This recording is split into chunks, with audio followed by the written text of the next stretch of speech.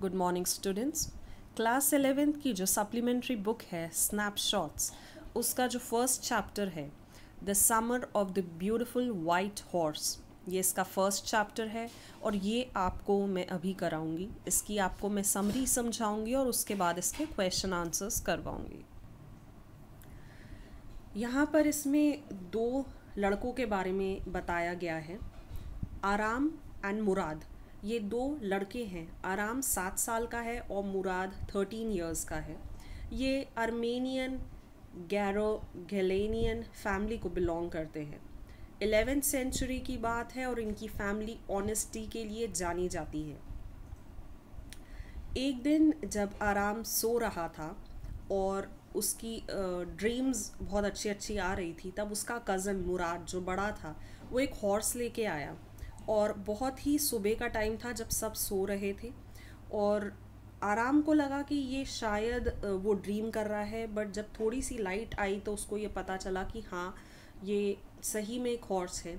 क्योंकि वो लोग बहुत ही ज़्यादा पावर्टी में रहते थे, उनके पास खाना नहीं होता था, पैसे नहीं होते थे बिल्कुल भी खाना खाने के लिए। तो उसको इस बात का पता तो चल ही चुका था कि ये चुराया है इसने, इसके भाई ने। ये लोग कज़न्स थे। और उसके बाद आराम मुराद ने बोला कि आप जल्दी से ड्रेसअप होके आओ और अपन लोग एक राइड लेके आएंगे। दोनों ने हॉर्स दोनों हॉर्स पे बैठे और राइड लेने गए। ये लोग वॉलनट एवेन्यू पे रहते थे और वहाँ से थोड़ा दूर गए और घूम के आए। उसके बाद आराम नीचे उतर गया हॉर्स से और मुराद अकेले राइड ले रहा था।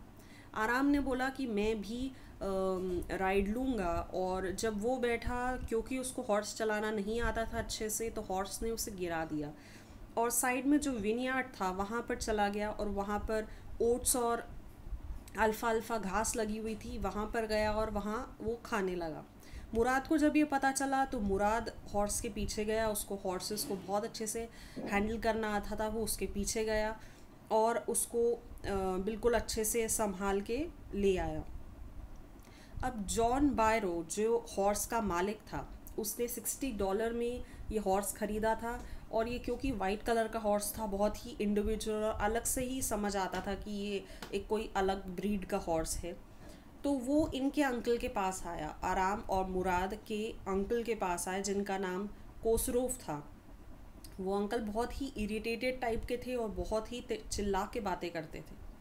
जॉन जब इनके पास आया और उनसे बोला कि 1 महीना हो गया है, मैं काफ़ी परेशान हूँ, मेरा हॉर्स मिल नहीं रहा है, तो इनके अंकल ने इससे बहुत बुरी तरह से बात करी और जॉन वहाँ से जाने लगा। जब वो जा रहा था तो अरहाम और मुराद वहाँ से आ रहे थे वही हॉर्स लेके। क्योंकि ये लोग ऑनेस्टी के लिए इतना जाने जाते थे, इसीलिए जॉन ने बिल्कुल भी डाउट नहीं किया कि ये उसी का हॉर्स है, जबकि उसको हॉर्स बहुत रिजेंबल कर रहा था कि ये उसी का उसको लग रहा था। बट उसको लगा शायद ये कोई ट्विन हॉर्स होगा, मगर ये उसका नहीं होगा, क्योंकि ये फैमिली में ऑनेस्टी बहती थी। इन लोग की जनरेशन से माने जाते थे कि ये लोग बहुत ऑनेस्ट लोग हैं। जब ये बात पता चली उनके अंकल को, तो वो बहुत ही ज़्यादा गुस्सा हो गए और उनको लगा कि ये चीज़ बहुत ही गलत है। आप कैसे इतनी ऑनेस्टी वाली आप फैमिली में हो और उसके बाद आप ऐसी चीज़ें कैसे कर सकते हो। और इवन आराम और मुराद का ये सोचना था कि वो 1 साल तक इसको रखेंगे जब तक ये हॉर्स राइडिंग अच्छे से सीख नहीं जाते। ये चीज़ सुन के उनके अंकल बहुत गुस्सा हुए और उनने कहा कि ये चीज़ बिल्कुल गलत है, आपको इसे वापस कर देना चाहिए।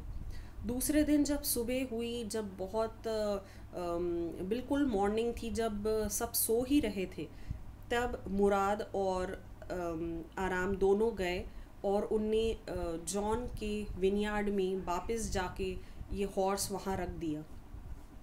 और वहाँ पर जब जॉन ने सुबह देखा कि ये हॉर्स वापस आ गया है, वो इतना खुश हुआ और उसने ये भी देखा कि हॉर्स पहले से ज़्यादा स्ट्रॉन्ग हो गया, बहुत अच्छा हो गया है।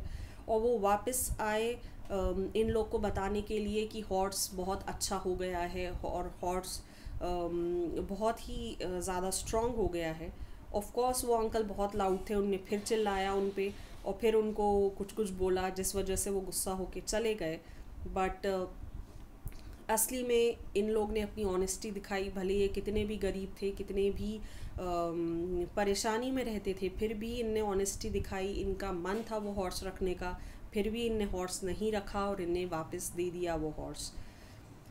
अब ये चैप्टर की समरी तो पूरी हो चुकी है। अगर आपको कोई डाउट आता है तो आप मैसेज में पूछ सकते हैं। और इसके जो क्वेश्चन आंसर्स हैं, टोटल 4 क्वेश्चन आंसर्स हैं जो मैं आपको दे दूँगी। और ये लिखा गया है, विलियम सैरोयन ने लिखा है ये स्टोरी। और ये एक ट्राइब को बिलोंग करती है और आर्मेनियन ट्राइब है जैसे मैंने बताया है। और ऑनेस्टी और ट्रस्ट उनकी फैमिली में, उनके ब्लड में फ़्लो करता है। तो ये स्टोरी इसी के बारे में थी कि आप कितने भी गरीब हो, अगर आप ऑनेस्ट हैं या आपकी फैमिली ऑनेस्ट है या आपके ब्लड में ऑनेस्टी है, तो आप कभी भी कुछ गलत काम नहीं करेंगे। ओके।